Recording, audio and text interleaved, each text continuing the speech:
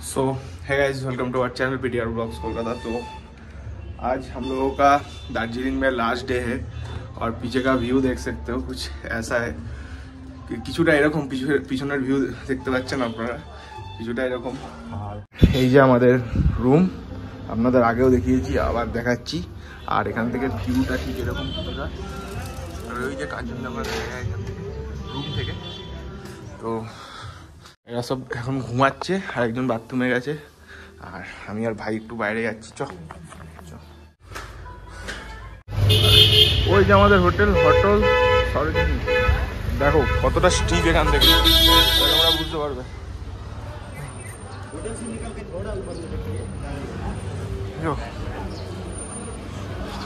কতটা স্টিফ রাস্তা, অনেক স্টিফ, ব্যাক করাও এখানে প্রচুর প্রবলেম। দ্বীপ বেরিয়েছি, এখন যাচ্ছি একটুখানি ব্রেকফাস্ট করতে আর হচ্ছে গাড়ি ঠিক করতে। আমরা যাব, আমাদের আজকেই ট্রেন 4:45টার সময়, 4:45-এ। তো যেই গাড়ি আমাদের নিয়ে যাবে বলেছিল তার আজকে হবে না, সে আগে থেকে আর কি ঠিক করে ফেলেছে। আমরাও আগে থেকে বুক করিনি গাড়ি, সেই কারণে আমাদেরও ভুল আছে। তো সেটাই যাচ্ছি গাড়ি ঠিক করতে আর কিছু খেতে, আবার এসেই চেক আউট করবো হোটেল থেকে।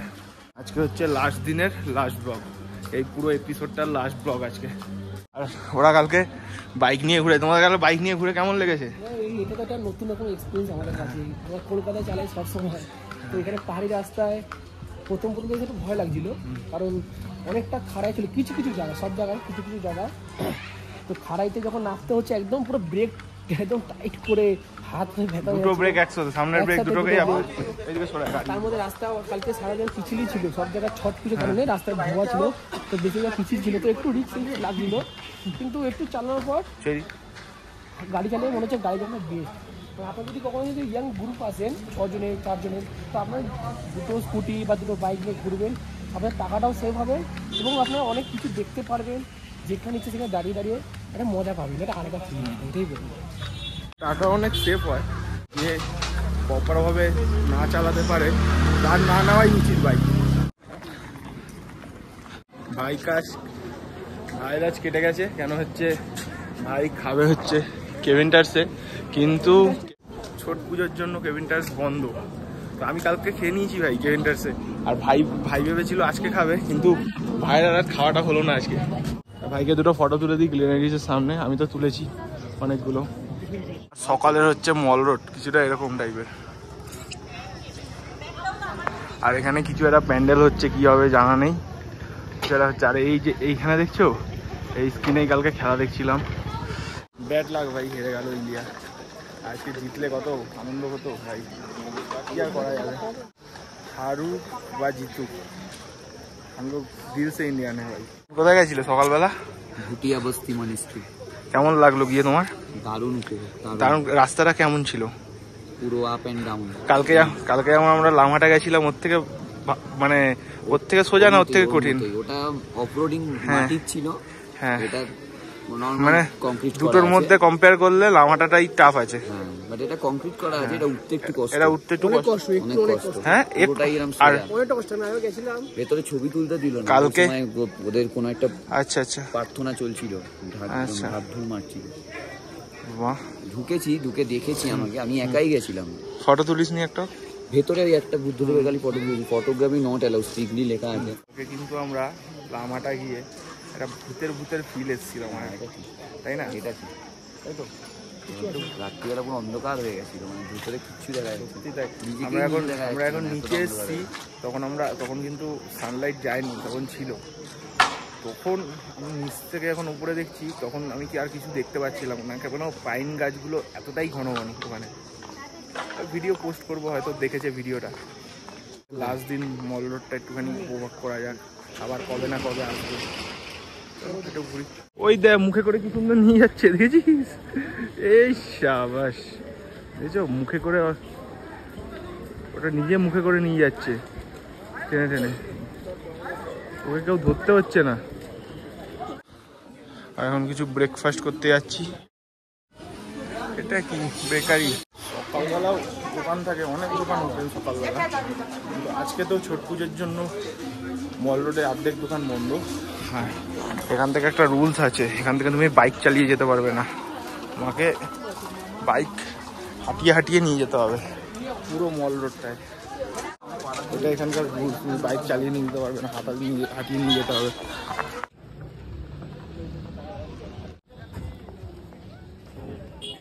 আর আজকের দিনের জন্য লাস্ট ভিউ, আজকে তো চলেই যাবো আমরা এখান থেকে। আচ্ছা, টম অ্যান্ড জেরি ক্যাফে, এখান থেকে আজকে ব্রেকফাস্ট করবো আমরা। চলো ভেতরে যাই, এখান থেকে কুপন নিয়ে এখানে বসতে হবে। আচ্ছা, ওখান থেকে কুপন নিয়ে এখানে বসতে হবে, তাই তো? টম অ্যান্ড জেরির এখানে ফটো দেওয়া দেখো, আর অনলি গুড ভাইবস। সো আমি দার্জিলিংয়ে অনেক হোটেলে এসে দেখেছি যে এরকম তোমাকে মেনু তো সব জায়গায় তো দেবে, আর হচ্ছে সব থেকে যেটা ইন্টারেস্টিং জিনিস হচ্ছে তুমি কি খাবে কোনো ওয়েটার আসবে না, তোমাকে নিজে লিখে তোমাকে দিতে হবে, ঠিক আছে? এই জিনিসটা আমার কাছে মানে একটু বেশি স্পেশাল লাগলো, কেন আমি এরকম কোনোদিনও দেখিনি যে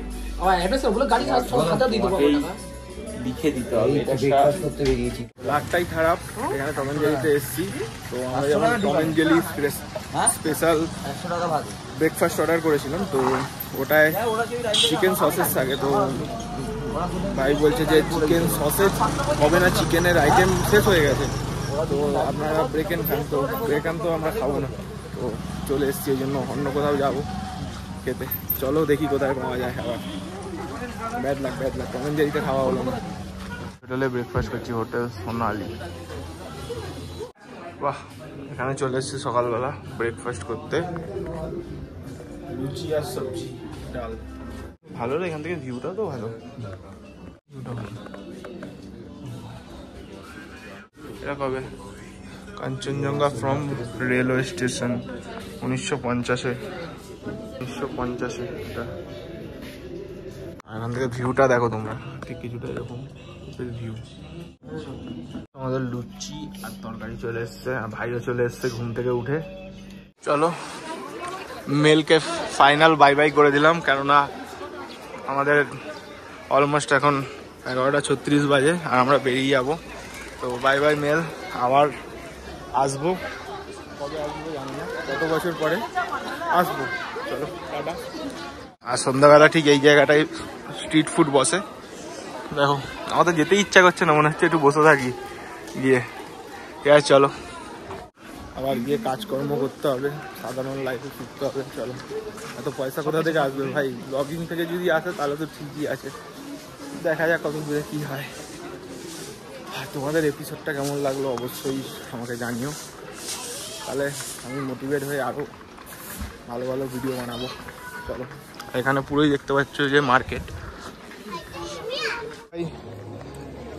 যাওয়ার টাইমে ভাবলাম কিছু কিনবো না, এসেছি তো একটা আমার সোয়েটার কিনে নিলাম। আর দার্জিলিংয়ে অতটাও, এই আমাদের কলকাতায় অতটাও ঠান্ডা পড়ে না কি এগুলো পরা, বাট বাইক চালানোর জন্য ভালো লাগবে শীতকালে, তো তাই নিয়ে নিলাম। চলো যাই। স্ট্রাগেল দেখো ক্যাসে কি করে নিয়ে যাচ্ছে ভাই, সত্যি ভাই অনেক কষ্টের ভাই, এই রাস্তায় এরমভাবে নিয়ে যাওয়া অনেক কষ্টের। আর এই একটা জায়গা ভাই, কত উঁচু, এখান থেকে উঠতেই দম বেরিয়ে যায়। দেখো ভাই, হোটেল সরোজিনী, এই হোটেলে আমরা ছিলাম 2 দিন।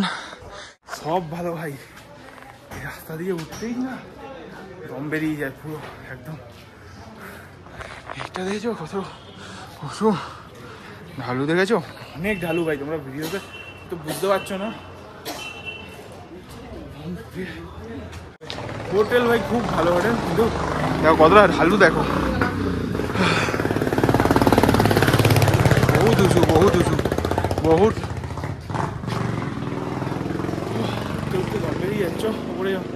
চেক আউট করছি হোটেল থেকে, অনেক ব্যাগ হয়ে গেছে, হ্যাঁ অনেক ব্যাগ হয়ে গেছে, হাতে একটা একটা। তো চলো নিচে গিয়ে দেখা হচ্ছে। আমরা এখন রিসেপশনে দাঁড়িয়ে রয়েছি, এই যে সব লাগেজপত্র নিয়ে। হ্যাঁ, আমাদের গাড়ি নিচে আসছে। লাস্ট ভিউ দেখে নাও হোটেলের সামনে থেকে কাঞ্চনজঙ্ঘা। এই যে ব্যাগ নিয়ে চলো যাই। এই যে কাঞ্চনজঙ্ঘা পিছনে, দেখতে পাচ্ছ, বাই বাই কাঞ্চনজঙ্ঘা, ভালো রাস্তা মিস করবো ভিউটাকে। আর ওই যে আমাদের গাড়ি,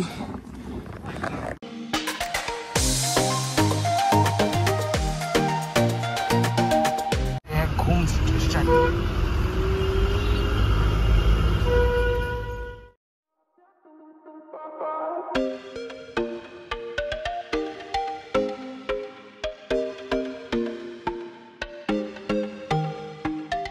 তো এখন রোহিণীর আশেপাশে চলে এসেছি, আর এই যে এই গাড়ি আমাদের দাদা যা জোরে চালাচ্ছে, এই করে চালাচ্ছে। ওই দেখো আরেকজন চলে এসছে, দাদা খেতে গেছে এই যে হোটেলে।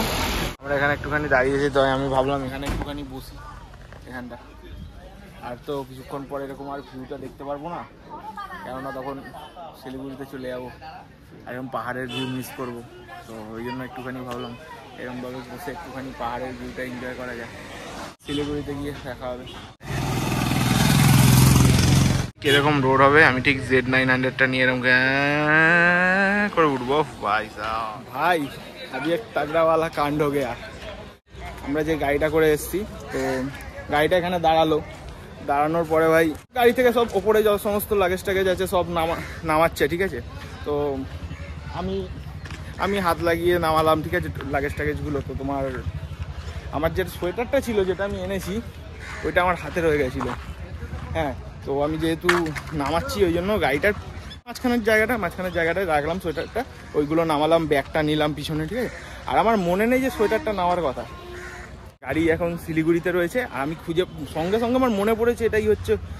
আমাকে ফোন করলাম দাদাকে, দাদা বললাম আমি শিলিগুড়িতে চলে গেছি। আমি বললাম দাদা একটু পাইয়ে প্লিজ, ও বহুত 2000 টাকা নিয়েছে সোয়েটারটা, জাস্ট আমি এই কিছু সকালবেলা কিনলাম।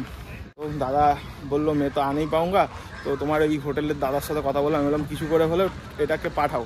বলছে ঠিক আছে, তুমি টোটোতে করে তাহলে পাঠিয়ে দাও সোয়েটারটা। ওর এই অন্নপূর্ণা হোটেলে আছি আমি, এখন খাচ্ছি। তো বললো ঠিক আছে, আমি পাঠিয়ে দিচ্ছি। তো টোটোওয়ালা ভাইয়াকে ফোন করলো এই দাদাটা, এই নাম্বারটা হচ্ছে টোটোওয়ালার ভাইয়া, তোমার কাছে যাচ্ছে, তুমি টাকা দিয়ে দিও 150 টাকা। আমি বললাম ঠিক আছে। যাই হোক ভাই, ওই ভাইয়াকে থ্যাংক ইউ। যদি আসে জিনিসটা, তো টোটোওয়ালা দাদা বললো যে 10 থেকে 15 মিনিট আমি আসছি, দেখা যাক আসে কিনা। আসলে তো খুব থ্যাংক ইউ যে গাড়ি করে আমাদের নিয়ে আসলো সেই দাদার। দেখা যাক আসে কিনা। চলো কিছু খেয়ে নিই যতক্ষণে জ্যাকেটটা আসছে ততক্ষণ কিছু খেয়ে নিই। আর চিকেন ভাত নিয়েছি। দাদা যাচ্ছে দেখেছো, দাদা আমাকে দিয়ে গেল এই যে জ্যাকেট, যেটা গাড়ি করে চলে গেছিলো। ওই যে দাদা যাচ্ছে, দাদার এই হচ্ছে নিউ জলপাইগুড়ি স্টেশনের কিছুটা ভিউ। এখান থেকে যাচ্ছি, আর এদিকে সানরাইজটা দেখো। ফাইনালি ভাই জ্যাকেটটা পেয়ে গেছি, এটাই অনেক বড় থ্যাংক ইউ যে আমাদের গাড়ির দাদা ছিল তাকেও, আর যে টোটো চালাচ্ছিল তাকেও। 150 টাকা নিয়েছে, ঠিক আছে, যাক সে একা একা এসছে শিলিগুড়ি থেকে, এটা পেয়েছি এটাই অনেক। সো আমরা ট্রেনে উঠে পড়েছি, আর ভাইদেরও সব এখানে ওপরে সিট আছে। এক ভাই বসে রয়েছে, খাবারও কিনে নিয়েছি। আর এখন বাজে হচ্ছে 5টা 14।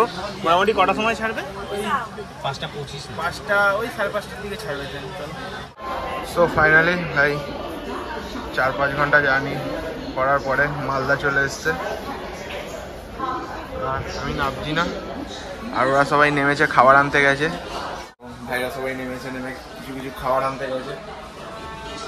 আমি আর নামিনি ভাই, আর ভালো লাগছে না আমার নামতে, তো নামিনি। নাটু তোমার এটা প্যাটিসটা আমার একটুখানি ভালো লাগলো, গরম গরম খাচ্ছি তো। আমাদের চিকেন প্যাটিস, হ্যাঁ, কিন্তু প্যাটিসটা চিকেন মানে সবকিছু আছে। নাম চিকেন প্যাটিস, কিন্তু চিকেন মানে সবকিছু। রাতের খারাপ।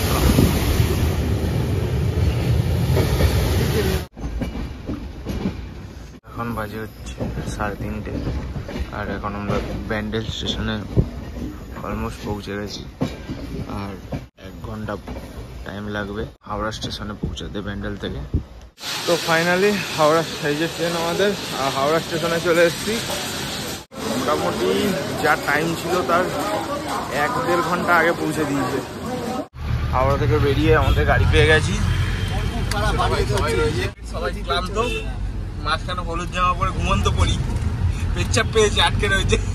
আর আমাদের এই সিরিজটা দেখে যদি তোমাদের ভালো লাগে তো এরকম ভিডিও আমরা আরো বানাবো, তাই তো ভাই? আরো নতুন নতুন জায়গায় ঘুরতে যাবো, আরো নতুন নতুন জায়গায় এক্সপ্লোর করবো। আমাদের তোমরা সাপোর্ট করো, সাবস্ক্রাইব সব করে দাও, সাপোর্ট করো একটু আমাদের।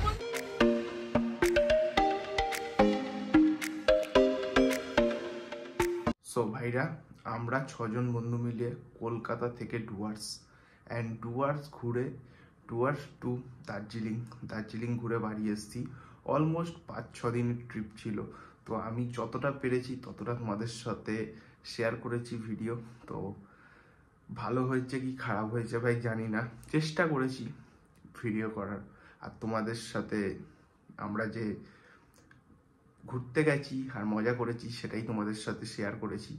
তো আমাদের 5-6 দিনের ট্রিপে খরচ হয়েছে অলমোস্ট 8,500 থেকে 9,000 টাকা।